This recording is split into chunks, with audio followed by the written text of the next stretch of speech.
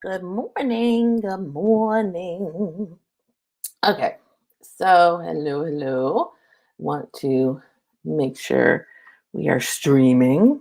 So, let's see. Oh, need to change the. I don't know why it does that. I always set it to public and then it changes it to private and then nobody will see it if it's just us. I mean, I want to make sure everybody sees whatever. If they're called to come and hang out, then that is what we're supposed to be doing. So, and I apologize. I'm a little snotty, like literally not. But that's because I'm excited that I can open my windows. It's going to be like in the high 60s today in Nashville. Finally, sun is shining, no snow, no rain, just no cold. It's going to be awesome. So I hope that everyone is having a great start to their week this morning. And I want you to come and say hello. If you're joining, just pop in. It says, okay, wait. Now it says that my comments, okay, let's see. I'm going to see if I can make everybody. There's Ara. Hey, Ara. La la. You've been on my mind lately, Ara. That's funny. Hello. I hope everything's going cool with the center and everything coming together. So excited about to see that. Let's see. Okay. If you're here, say hello. I would love to see you. For some reason, my StreamYard is saying that I can't see some comments. I don't know why, so I'll figure that out later. But if you're here, say hello. And if you are watching the replay later, please hashtag replay so I can come back and say hi later in the day or later in the week. And, if something resonates with you, share it. I would love to see in the comments. And if you're watching this on YouTube, please make sure you subscribe and hit the little bell so you know whenever we do these. And then lastly, if you're on my Facebook page, my business page, which is the Soul Coach Michele page, make sure you like and follow. I think that's what you're supposed to do. And if you're on the Instagrams, make sure you follow me. So I think I covered all the bases there. Okay, so today, my darlings, we're going to, good morning, Meredith Spencer Reardon. I still think it's so funny when we think of our friends from way back when. I still think of, I always am like, Meredith Spencer Reardon. Okay. And so I always am like, I have to think to myself, who was that again? So I'm sure that you guys probably do that too. But anyway, so let's talk about the law of compensation. Okay, so first of all, and I'm looking kind of off to the side of my notes so I don't forget stuff because I'm a little, like I said, a little allergy. There's more, just FYI, there's more to manifesting than just the law of attraction. I think a couple of things went into the whole like law of attraction being like the catch-all when actually there's like 12 laws, first of all. And secondly, I think what ended up, everybody's like, oh, but the secret says, well, here's the skinny on the secret, y'all. Okay, so I'll just call Meredith. I'll just call you Meredith Spencer then. The thing is that the secret, and this was just literally television crap. So in Australia, that's where the secret came from. It was supposed to actually be a TV series or a mini series. And if you look into it and you look into the books, The Secret is like the first book in a string of books. And each of the episodes that they were going to shoot for this series was going to be around each of those book topics. And so they did the first one. And when it first came out, this is like way back in the late 80s, 90s, when The Secret, I think, because like, I think the author, the story goes, the author discovered Esther Hicks and Abraham and all that and wanted to kind of take that to the world, but the world at the time was not ready for it. Excuse me. And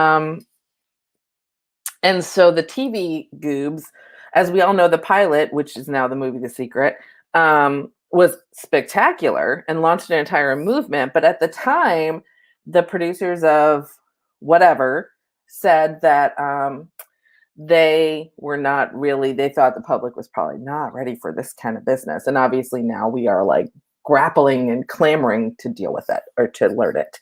But that said, I think because that panned out that way, that a lot of people just thought, oh, well, law of attraction is the end all be all, and off they went. When the fact is, it's not. It's never been that way. In fact, you have, like I said, 12 laws. You have um, things stemming out of that, and other metaphysical study that wanders into it. You have the collective stuff going on, and all of that kind of things. But today, I'm going to talk about, since we're kind of embracing March as the prosperity month in my circles, my land, Michelleberg, whatever. I wanted to kind of talk about prosperity and the law of compensation. So if you were on the Clubhouse chat last week, we talked a lot about um, not so much prosperity being, and even here on the Messy Bun, if you want to watch it from last week after you are here, if you missed it, the fact is that prosperity isn't necessarily about money, abundance isn't about money, and compensation isn't about money. Compensation just means it's like you traded this for this energy for that energy. That's all compensation is you did something and then you were given a recompense for it. And that doesn't necessarily mean money. So that's kind of the perspective I want us to talk about and talk from today. And by the way, if you are new to me, whether you are live with me right now or you are on the replay or you're watching me somewhere else for the first time, hi, I'm Soul Coach Michele, just like it says here. And I am your friendly neighborhood super woo and manifestology professor. And that's why we're talking about the law of compensation today, because I teach manifestology from a spiritual, practical, and no BS place and method. So that said, let's chat law of compensation. And basically, just like, when I talk about the law of attraction simply means like attracts like. That's it. It doesn't have any other attributes because there's 11 other laws, one of which is the law of compensation. The law of compensation speaks to the universe compensates you at the level you step to the plate in a way that is for your highest good. So that kind of knocks out a couple of notions. One, universe is testing me, because if the universe steps to the plate at the level at which you step to the plate, they don't test you, they're giving you something. So if you are questioning whether or not you need to go somewhere, that's when you get the test, because you're questioning, so the universe questions. Okay, so like just as an example, and I want to I'm going to dive into the whole problem that looking at this law from a very high level or from a very myopic way can be damaging and unhelpful, and how to fix that. So if we look at it from the perspective of the universe compensates you at the level at which you step to the plate, like, so here's the line. If you say, here's my intention, and how much inspired action do you take to get towards that intent, the universe comes and meets you. And then you work together. That's co-creation. And this is where the concept of inspired action comes from. So if you have a really charged, emotionally charged intention setting thing, like you get super excited about something and you stay in that mode, the universe may come up and offer you an opportunity. And when that opportunity comes, you have a choice to lean into fear, which would be like, oh shit, that's a lot of opportunity, or love, then say, hell yes, I asked for it, I'm going to go do it. Or you can look at it and, option C is you can look at it and say, okay, I think now that I see what I'm looking at, I really would like to do it this way, or something. Like you can kind of continue to mold this. It's not a black and white thing, but the issue really is, are you are you moving the needle towards the desire you set the intention for? And at what level are you doing that? Okay, that's the black and white of it, but there's a lot of gray. And a lot of times people don't pay attention to the gray. And that's where you get a lot of folks in the modern manifesting guru area, will not mention names again, because I could get on a soapbox for like days, and I don't want to do that. I want to just stay in the high vibrations and explain to you why sometimes I have folks come to me and, like, listening to their stories. In fact, last week, I think it was last week or the week before, I had a colleague and I were talking about um, her experience and with somebody. And her experience broke my heart because of how damaging this person, this manifesting guru was in their teaching method. And here's why I hate that, because it my whole purpose here is I'm dedicated to reminding you who you are, who you are as a spiritual being, who you are as a spiritual being having a human experience, like we talked about in the 222 episode. What does that mean in the Holy Trinity of the divine you and all of that kind of thing? And when you have folks that come in and blame, shame, and guilt people because they're saying, well, you didn't step to the plate good enough, you didn't want it bad enough, you didn't move the needle hard enough. That's the kind of bullshit that is damaging and hurtful. And if any of you have ever experienced that, I am so sorry. I want to dispel all of that notion here and tell you how to fix that. Because first of all, no blame, no shame, no guilt in any of this, because those are low vibrational, fear-based things that folks use to elevate themselves as a teacher and saying, where they, instead of saying, you know what, let's work through it and see what's going on, they turn around and they blame the student. And that is totally not cool. I want to just say that right now. So if that's happened to you, that is not cool. And I want you to understand that there's a way for you to kind of navigate that process without going into blame, shame, or guilt. And let me tell you what it is. Okay. So first of all, I'm sorry if that's happened to you. I love you so much and I want to help you. Okay. So here's the thing. I don't know why people go to that space. I don't know if it's because they don't know there's a bunch of laws. I don't know if they don't want to spend the time dealing with this. I don't know what it is, or teaching it the right way. I don't know. And I'm not going to speculate because I don't know. So here's the thing. You have two things going on in your manifestation journey. One is your individual. Okay, your individual level stuff, which is stuff that you kind of navigate or whatever. Then there's the collective. So if the collective is putting a bunch of energy in that's opposite to your intention, that can override what you're trying to work on. And the only thing you can do from that space, like I'm shooting this live stream March of 2021, we're still kind of wandering around with masks on. We're still in the COVID pandemic. Did everybody collectively wake up one day and intend for this? No. But if you look at the energy of the pandemic, it's heart chakra. There's a lot of I can't breathe around it. Notice how that was going on while this was also going on, and it's a lung-oriented thing. Looking at it from a heart chakra perspective, we can look at the world and say, where is the love missing? Where have we not nurtured ourselves? Because we've all been taught to do everything for everybody else. And only recently have we been started to think about we need to nurture self. But there's a lot of mixed messages going on. And so you have a group energy, and it doesn't need to be intentional. It just is there because manifesting happens by your awakened breathing. It's happening. So if we're not intentional in nurturing ourselves, then understanding that the collective can override our intention is huge, especially in this area of like understanding why stuff might be a little more challenging to manifest than otherwise. But I wanted today focus on the individual, but I did want to add that in just because that is a big deal. So in that case, like say real quick, if the collective is overriding your intention, it's really all about how you choose to navigate the situation that you're given. That's number one. Now, let's get back to the individual role here, which is your role. So if we're going to do that, I feel like what happens is when you get to that point where you're like, I did all the things. Why is it not happening? And you have teachers doing what I said. And then what happens is you have people coming away going, either I didn't do a good job, which sucks. It feels like shit. Or this stuff is just bullshit. Neither of which is true. And I want to tell you that neither of which is true. You are awesome. The law and the universe is awesome. Everything's always working.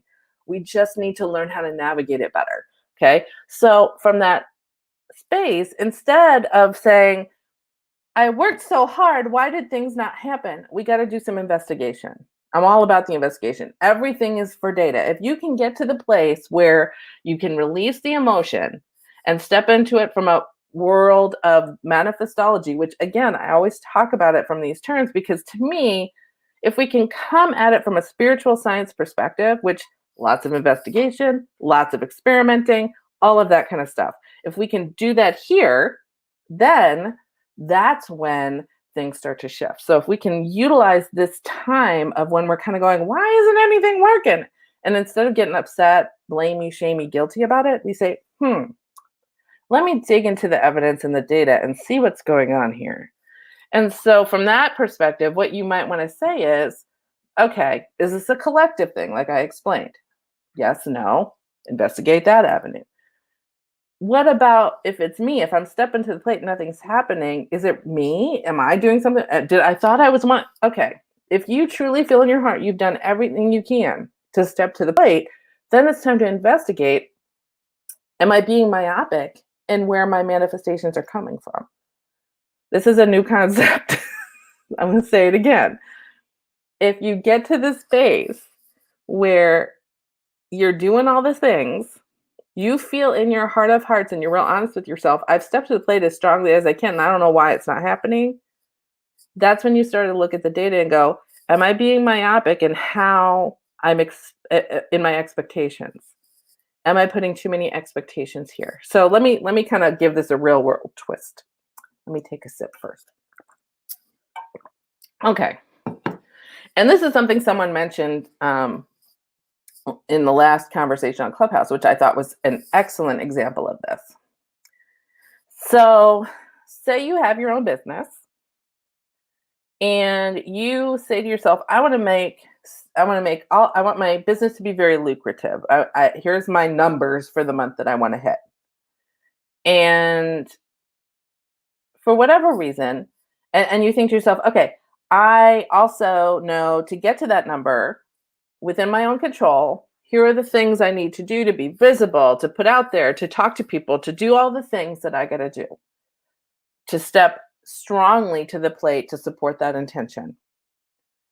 And then at the end of the month, you're like, wait a minute, why did my intention not manifest? But the question is maybe shouldn't be, why did it not manifest? The question might be, A, did it manifest and I don't see it? B, did I put too much expectation in the wrong space? Like I did all the work. Maybe I'm winning in a different space. So here's what I want you to do is to take a step back. And instead of looking at everything through this little bitty telescope, like I'm only seeing this one thing, take a step back and look at the whole picture. So maybe your intention that you want manifested in a way that's for your highest good. Because when we talk to the universe and we ask it, remember, the universe, for those of you who are old enough that, or maybe are trendy, you know what a vinyl record and a record player looks like. So when you put the needle on the record, yes, I know, it's like the song. When you put the needle on the record, the drum beat goes like this, only where the needle is. That's us. That's how we see things. We only see where the needle is on the record. The universe sees the whole record, the liner notes, what's coming next, where the grooves are. We don't have that perspective. We only have our perspective where the needle is and what it's singing right then. So the way that we can be more expansive within our smallness of our human experience, and by smallness, I don't mean shining your light and all that. I mean like more, we chose to be in human bodies. There's some linearness that goes with that. There's stuff that we lose our omniscience and omnipotent with that experience. So we only see where the needle is. And if we can say to the universe, if translate that into like putting everything into an iPod and hitting shuffle and saying, whatever comes, I know it'll be great. And the universe plays your favorite song next without you being a part of the decision, other than being open to, I know this is coming from my highest good. So if you say, I want to have a lucrative month in my business, and you get to the end of the month and you're like, that didn't work out. I thought I did all the things. I was out there. I was helping people. I was sharing. I was talking. I was doing all the things that you're supposed to do. And my calendar is still blank. I don't understand. Take a step back. Maybe the universe kept your calendar blank so you could rest because you've been working damn hard. yet you were compensated for the hard work in another area that is more to your highest good. Because if you were compensated the way you wanted, you'd be all the way up to your eyeballs in stress. So that might be, did somebody send you a coupon? Did somebody give you something free? Um, did your partner, you know, have a windfall that you're participating in? That is not, all of these are nothing to do with your business. Maybe you won something. Maybe you get a check in the mail from some unexpected thing. When we take the training wheels out the universe, it doesn't matter what our expectation is. If the core of our intention, the highly charged emotion that goes with our intention is, I want X, if we take the expectation off around it and we step to the plate how we best know how, and then at the end of it, we say, all of this or better, that releases the universe to do whatever. And if we can get rid of those expectations of how it's going to show up, that's when the law of compensation is free to do its job. And if we do our job, which is take off the training wheels, let go of the expectation, and just focus on who we are when we have the desire, as opposed to how we're going to get the desire, and just do what feels good towards who we are in that moment we receive it, or who do we need to be the person with all that, whether it's money or love or peace of mind or a new home, a new car, whatever your jam is. You know, again, I'm not a money coach. I'm a manifesting coach or a manifesting teacher. So, to me, it's all energy. So it doesn't really matter what it is you want, other than it matters to you. And I love that. But honestly, it's really all about, how am I going to step into being the person who has this already, energetically speaking? How do I step to the plate so that I am compensated at a level that is what I'm giving, and in a way that is for my highest good? That's the law of compensation. So I know that's a lot to take in, and I'm not sure, there was some comments here, and I wanted to kind of like make sure. Do you guys have any comments? Do you have um any questions? I know there was a lot. There was a lot going on there. Let me see. Okay.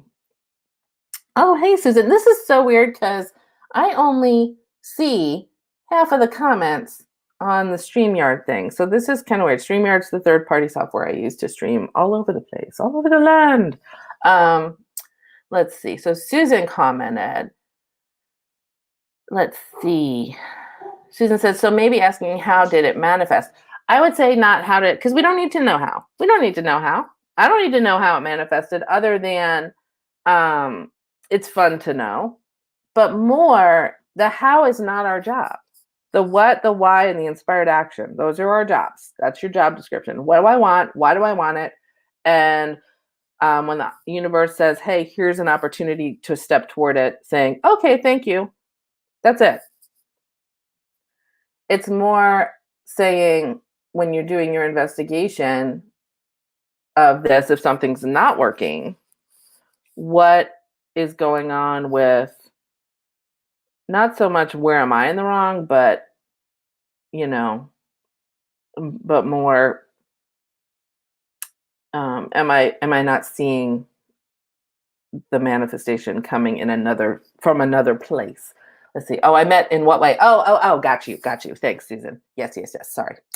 And then she also says, the collective is an aspect I often overlook. I think a lot of us do, because it's not taught. There's like this weird, like, to me, empowerment is within your own experience, right? It's like, how am I empowered within whatever current situation I am experiencing? It doesn't mean I have power over everything, over the world, over other people, because we all know that's crap. We only have power over us.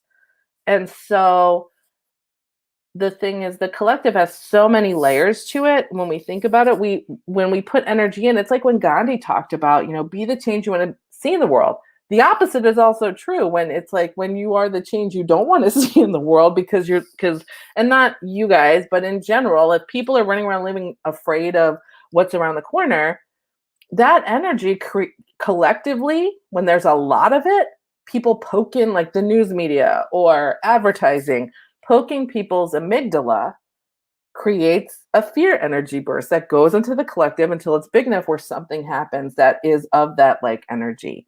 And then our empowerment comes from how we navigate that collective situation as it's presented. So yeah, it's and I think a lot of times the collective is overlooked because that's a whole other level of stuff to talk about when people are trying to teach people how to manifest stuff. But I think it's super important and it ought not to be overlooked because again, it plays into that whole idea of blame, shame, and guilt that is so pervasive and needs to go away. I really don't. I could go on. I'm not gonna. I'm just gonna say it needs to go away. and you could and I've stated my case. So, anyways, I'm so glad you guys joined me today. I'm so glad you're here. And I'm not honestly sure where this comment came from. They were talking about hypertension and stuff.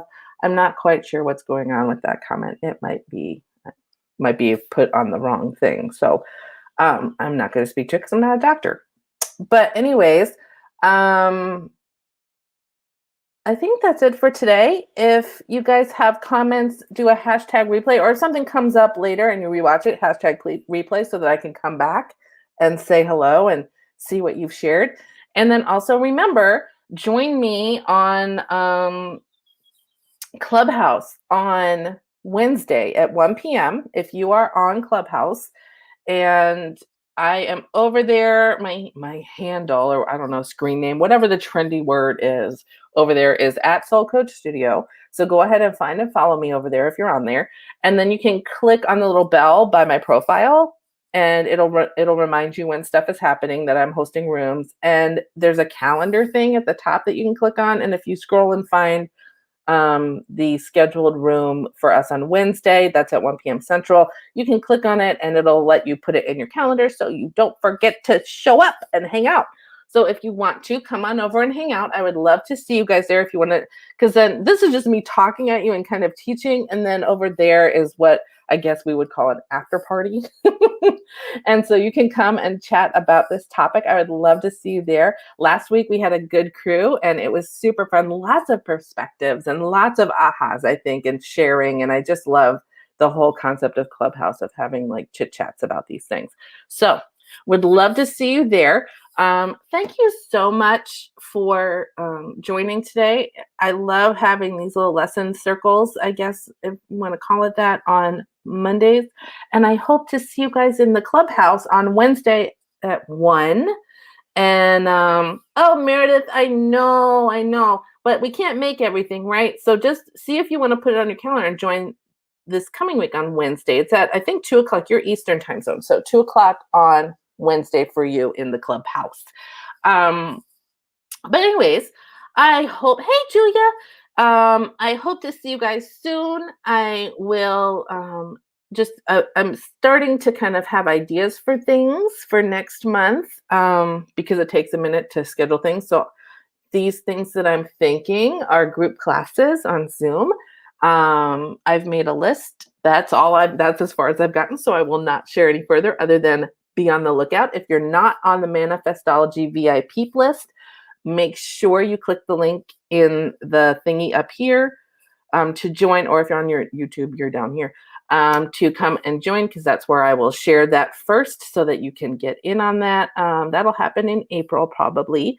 Different topics on blending your divine self with your manifestations. And I think that's it. So hope you have a great week. If you have questions on this topic after you listen, or if, please feel free to share in the comments. I'm happy to answer questions. If you want to chat further, come on over to Clubhouse on Wednesdays for the after party at 1 p.m. Central Time in the US. And other than that, I guess I will see you there. And until next time, I will see you in the vortex. I love you guys. Have a great week. Mwah. Bye.